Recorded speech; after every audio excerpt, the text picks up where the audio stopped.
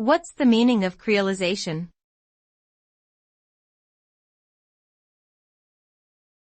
Creolization.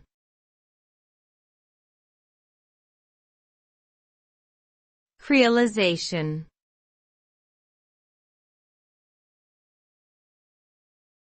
Creolization.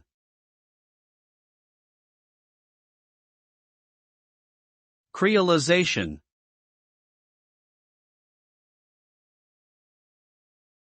Creolization refers to the blending of different cultural and linguistic traditions into a new, distinct culture.